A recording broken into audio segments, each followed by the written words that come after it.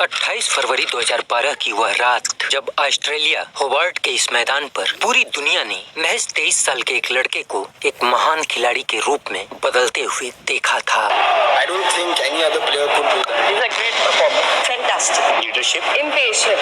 Genius. All rounder. Champion. Greatest batsman in the world today. यह कोई सामान्य रात नहीं थी, बल्कि भारतीय क्रिकेट के लिए यह एक ऐसी रात थी जब एक पीढ़ी बदलने वाली प्रतिभा का जन्म हुआ था। भारत के सामने 321 रनों का एक विशाल सा लक्ष्य था और यह लक्ष्य भारत को सिर्फ 40 ओवरों में हासिल करना था। हवा में नमी थी, लेकिन मैदान पर माहौल धधकती आग की तरह जल रहा था, क्योंकि सिर्फ 40 ओवरों में 321 रनों के इस विशाल लक्ष्य की सुरक्षा कर रहा था एशिया का सबसे खतरनाक आक्रमण श्रीलंका। और लंका की गेंदबाजी की कमान थी उस गेंदबाज के हाथ में जो अपने सुनहरे लंबे बालों को हवा में लहराते हुए मैदान में उतरता था, और उसकी गेंदों को तो छोड़िए, सिर्फ उसके एक्शन से दर्शकों की धड़कनें बैठ जाया करती थी। उसके हाथ में गेंद मानो किसी चाबुक की तरह होती थी जो बल्लेबाजों के ऊपर गिरती और उनके जेहन में अपने खौफ का निशान छोड़ जाती थी।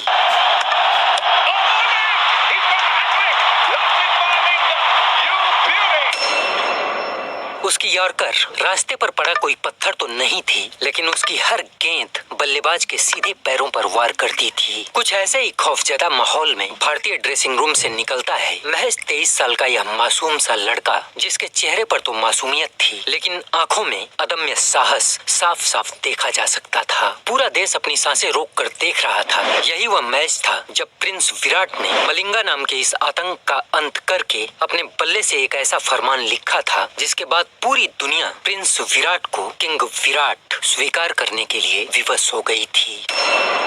साल था 2012, तारीख थी 28 फरवरी। हॉबर्ट ओवल का यह मैदान था जब सीबी सीरीज यानी कॉमनवेल्थ बैंक के इस त्रिकोणीय सीरीज के इस 11वें मैच में भारत और श्रीलंका एक दूसरे के आमने सामने थे। लंका किसी भी कीमत पर इस मैच को जीतकर भारत को फाइनल से बाहर करना चाहता था, वहीं भारत इस मैच को जीतकर फाइनल की रेस में बने रहना चाहता था। इस हाई वोल्टेज मुकाबले के लिए कप्तान महेंद्र सिंह धोनी और महिला जयवर्धने के बीच हवा में सिक्का उछाला गया और कप्तान महेंद्र सिंह धोनी ने टॉस जीत लंका को बल्लेबाजी के लिए आमंत्रित किया। उस दिन कप्तान महेंद्र सिंह धोनी ने टॉस जीतकर लंका को बल्लेबाजी के लिए क्यों आमंत्रित किया था, यह भी इस कहानी का एक हिस्सा है। हम आगे इसका जिक्र करेंगे। खैर, बल्लेबाजी का आमंत्रण पाकर लंका की तरफ से खुद कप्तान महिला जयवर्धने और तिलक रत्ने दिलशान ने लंका की पारी का प्रारंभ किया और इन दोनों बल्लेबाजों ने भारत के सभी गेंदबाजों के आत्मविश्वास पर हमला शुरू कर दिया। जहीर खान, प्रवीण कुमार और उमेश यादव सबकी गेंदें लंका के बल्लेबाजों के ऊपर बेअसर साबित हो रही थी। लंका के इस प्रहार से भारतीय गेंदबाजों के साथ भारतीय क्रिकेट फैंस भी हताश हो रहे थे। खैर, 12वें ओवर की इस आखिरी गेंद पर रविंद्र जडेजा ने लंका के कप्तान महिला जयवर्धने का विकेट लेकर भारतीय क्रिकेट फैंस को राहत तो दी, लेकिन उसके बाद तिलक रत्ने दिलशान और कुमार संगकारा ने न भारतीय गेंदबाजों को खुश होने का मौका दिया और न ही भारतीय क्रिकेट फैंस को। भारत के गेंदबाज प्रयास करते रहे, अपनी रणनीति बदलते रहे, लेकिन तिलक रत्ने दिलशान की ऐतिहासिक 160 रनों की पारी और कुमार संगकारा के इस शतक की बदौलत लंका ने अपने पूरे 50 ओवर खेलकर सिर्फ 3 विकेट के नुकसान पर 321 रनों का एक विशाल स्कोर खड़ा करके भारत के समक्ष 322 रनों का एक विशाल लक्ष्य प्रस्तुत कर दिया। और भारत के लिए चुनौती यह नहीं थी कि उसे 322 रनों का यह लक्ष्य हासिल करना था, बल्कि भारत के सामने चुनौती यह थी कि 322 रनों का यह लक्ष्य भारत को सिर्फ 40 ओवरों में हासिल करना था। इस सीरीज में फाइनल से पहले प्रत्येक टीम को एक दूसरे से 4-4 मैच खेलना था, यानी हर टीम को फाइनल से पहले 8-8 मैच खेलना था और फिर पॉइंट टेबल के अंकों के हिसाब से शीर्ष पर खड़ी 2 टीमों को फाइनल में प्रवेश करना था। और पॉइंट टेबल का गणित कुछ ऐसा था कि ऑस्ट्रेलिया 19 अंकों के साथ शीर्ष पर खड़ा था, जबकि श्रीलंका 15 अंकों के साथ दूसरे स्थान पर था और भारत सिर्फ 10 अंक लेकर पॉइंट टेबल में सबसे नीचे दिखाई दे रहा था। यानी भारत के पास फाइनल की रेस में बने रहने के लिए सिर्फ एक ही विकल्प मौजूद था कि भारत लंका के 322 रनों के इस विशाल लक्ष्य को सिर्फ 40 ओवरों में हासिल करे और जीत के 4 अंकों के साथ साथ बोनस का 5वां अंक भी हासिल करे, ताकि भारत के अंक 10 से बढ़कर 15 हो पाते और वह पॉइंट टेबल में लंका के बराबर दूसरे स्थान पर खड़ा खड़ा होकर फाइनल की रेस में जिंदा रहता। यही कारण था कि कप्तान महेंद्र सिंह धोनी ने टॉस जीतने के बाद लंका को बल्लेबाजी के लिए इसलिए आमंत्रित किया था कि लंका को 250 के आसपास सीमित किया जाए ताकि भारत को एक स्पष्ट लक्ष्य मिल सके। लेकिन लंका के बल्लेबाज भी पॉइंट टेबल की इस अंक गणित को भली भांति समझ रहे थे और यही कारण था कि लंका के बल्लेबाजों ने अपने बल्ले की आतिशबाजी से भारत के सामने एक ऐसा लक्ष्य रखा था जिसे 50 ओवरों में तो हासिल किया जा सकता था, लेकिन सिर्फ 40 ओवरों में इस लक्ष्य को हासिल कर पाना भारत के लिए बेहद मुश्किल चुनौती थी।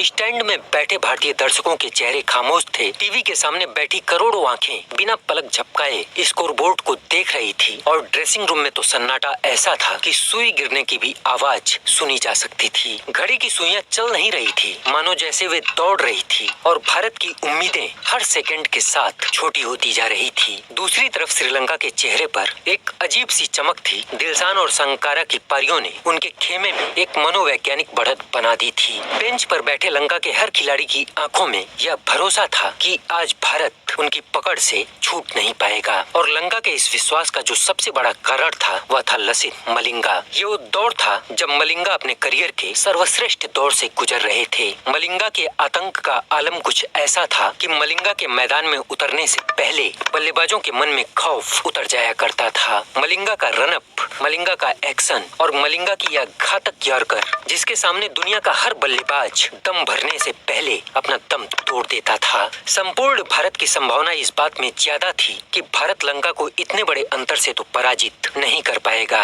लेकिन फिर भी भारत के किसी कोने में एक उम्मीद जिंदा थी कि अगर विस्फोटक वीरेंद्र का बल्ला चला और क्रिकेट के भगवान का तांडव हुआ तो 322 रनों के इस लक्ष्य को भारत 40 ओवरों में भी भेद सकता है। लेकिन यह उम्मीद किसी कोने में सिर्फ अपनी आखिरी सांसें गिन रही थी। खैर, विस्फोटक वीरेंद्र और अनुभवी सचिन ने भारतीय पारी का प्रारंभ किया और इन दोनों बल्लेबाजों ने भारत को एक बेहद शानदार शुरुआत दी। सिर्फ 5 ओवर की समाप्ति तक 9.60 की औसत से इन दोनों बल्लेबाजों ने अपने वतन के लिए कुल 48 रन लंका के गेंदबाजों से छीन लिए। एक तरफ जहां वीरेंद्र सहवाग अपने बेबाक अंदाज में दिखाई दे रहे थे, वहीं दूसरी तरफ सचिन तेंदुलकर गैप्स को चीरते हुए भारत के लिए रन इकट्ठा कर रहे थे और भारत की इस शुरुआत को देखकर भारतीय क्रिकेट फैंस की उम्मीदें अब जिंदा होने लगी थी। लेकिन 7वें ओवर में महरूफ की इस दूसरी गेंद ने भारत को मुश्किल में डाल दिया। महरूफ की इस शॉर्ट गेंद को सहवाग ने मिड ऑन के ऊपर से खेलने की कोशिश की, लेकिन गेंद बल्ले का ऊपरी किनारा लेकर तिलक रत्ने दिलशान के हाथों में कैद हो गई। विस्फोटक वीरेंद्र ने मात्र 16 गेंदों में 30 रनों की एक आतिशी पारी तो जरूर खेली थी, लेकिन वीरेंद्र सहवाग के इस विकेट के साथ भारत की उम्मीदें भी धुंधली हो गई थी, क्योंकि इस लक्ष्य को हासिल करने के लिए सचिन के साथ वीरेंद्र सहवाग का मैदान पर रहना बेहद जरूरी था। लेकिन अफसोस कि वीरेंद्र सहवाग भारत का साथ छोड़ चुके थे। सहवाग का विकेट गिरते ही मैदान में सन्नाटा छा गया। टीवी के सामने बैठी आंखें, स्टैंड में बैठे दर्शक और ड्रेसिंग रूम में फिर वही सन्नाटा उतर आया। श्रीलंका के खिलाड़ी और समर्थक ऐसे कूद रहे थे जैसे सहवाग को आउट करके उन्होंने भारत की पराजय को सुनिश्चित कर दिया हो। सहवाग के जाने के बाद सचिन का साथ देने के लिए क्रीज पर अब गौतम गंभीर मौजूद थे और दोनों ने मिलकर 18 गेंदों में ताबड़तोड़ 34 रन जोड़ते हुए भारत को फिर से लय देने की कोशिश की। लेकिन 10वां ओवर लेकर आए मलिंगा की यह दूसरी गेंद 144 किलोमीटर प्रति घंटे की रफ्तार से एक घातक यॉर्कर जो सचिन के पैरों के बीच बिजली की तरह गिरी और सचिन चूक गए। मैदान में एक पल को समय जैसे थम सा गया। मलिंगा की यह दहाड़ और भारतीय क्रिकेट फैंस के बीच पसरा यह सन्नाटा बता रहा था कि इस विकेट की अहमियत क्या थी। हालांकि सचिन ने जाने से पहले 30 गेंदों में 39 रनों की एक उपयुक्त पारी खेलकर भारत को एक अच्छी शुरुआत तो दे ही दी थी। 10 ओवर का खेल समाप्त हो चुका था और भारत अपने 2 विकेट खोकर 97 रन बना चुका था। पहले सहवाग फिर सचिन दोनों दिग्गज पवेलियन लौट चुके थे। एक ही झटके में भारत के इस रनचेज का दिल धड़कना बंद सा हो गया था और दूसरी तरफ लंका के हौसले और मैदान पर उनके खिलाड़ियों के हाव भाव बदल गए थे। अब उन्हें पूरा यकीन था कि अब यह मैच उनकी पकड़ से फिसल नहीं सकता है। 2011 विश्व कप के फाइनल की वह हार अभी भी लंका के जख्मों में ताजा थी। वही मलाल और उस हार की टीस आज उनके हौसलों में आग बनकर उतर आई थी। यही कारण था कि उनके लिए आज यह मैच सिर्फ एक जीत नहीं बल्कि उस कड़वी याद का हिसाब भी था और वे भारत को झुकाने के लिए बेताब नजर आ रहे थे। लेकिन तभी पवेलियन से महज 23 साल का एक लड़का निकलता है जिसके चेहरे पर मासूमियत, सीने में आग और आंखों में जिद। उस वक्त जिसे दुनिया बस विराट के नाम से जानती थी। ना कोई किंग, ना कोई प्रिंस, ना चेज मास्टर, ना रन मशीन, कुछ भी नहीं। सिर्फ एक नाम, सिर्फ एक चेहरा जिसके कंधों पर अब पूरे देश की उम्मीदों का बोझ आ चुका था। अभी तक विराट ने कोई ऐतिहासिक पारी नहीं खेली थी, इसलिए लंका के खिलाड़ियों और लंका के लोगों को एहसास भी नहीं था कि आज के इस रामायण के हनुमान लंका को फूंकने के लिए मैदान में प्रवेश कर चुके हैं और इतिहास अपनी बाहें फैलाकर इस लंका दहन कांड का बेसब्री से इंतजार कर रहा था। खैर, सहवाग और सचिन के जाने के बाद अब गौतम गंभीर और भारत के युवा विराट ने भारतीय पारी को आगे बढ़ाया और भारत की पारी जैसे एकदम धीमी सी पड़ गई। 15 ओवर का खेल खत्म हो चुका था और यह दोनों बल्लेबाज मिलकर 30 गेंदों में महज 18 रन ही जोड़ पाए थे। जब तक सहवाग और सचिन क्रीज पर थे तब तक स्कोर बोर्ड 10 रन प्रति ओवर की रफ्तार से भाग रहा था, लेकिन उनके आउट होते ही अगले 5 ओवरों में भारत की रफ्तार गिरकर सिर्फ 4 रन प्रति ओवर पर आ गई थी। रन रेट की यह गिरावट स्टैंड में बैठी भीड़ के चेहरों पर साफ महसूस होने लगी थी। गेंदबाज डॉट डालते, फील्डर रनों को रोकते और स्टैंड में भारतीय क्रिकेट फैंस की सांसें अटक जाती और बीच मैदान में खड़ा भारत का यह विराट, जिसके लिए संपूर्ण भारत के मन में उत्सुकता कम और संशय ज्यादा था। स्कोरबोर्ड पर बढ़ता हुआ आवश्यक रन रेट अब विराट की आंखों में सीधा उतर रहा था और 17वें ओवर में परेरा की इस दूसरी गेंद पर विराट ने अपने बल्ले का मुंह खोला। गेंद हवा को चीरती हुई बाउंड्री की रस्सी को पार कर गई। गंभीर ने विराट की तरफ देखा और दोनों की आंखों में एक ही संदेश था कि समय को अब समय के हिसाब से समय रहते हुए बदलना पड़ेगा। इसके बाद हर ओवर में सिंगल्स डबल्स के साथ बाउंड्री की आवाजें लौटने लगी। हर रन और बाउंड्री के साथ रन रेट की गिरती हुई लकीर अब ऊपर चढ़ने लगी थी और 18वें ओवर में एंजेलो मैथ्यूज की यह दूसरी गेंद धीमी ऑफ कटर गेंद और विराट ने हल्की सी चहलकदमी की, पिच के बाहर कदम रखा और लॉन्ग ऑफ के ऊपर से गेंद को 6 रनों के लिए बाउंड्री के पार भेज दिया और इस छक्के के साथ मैदान का माहौल बदल गया। ड्रेसिंग रूम में मुट्ठियां भीज गई। स्टैंड में बैठे लोग एक बार फिर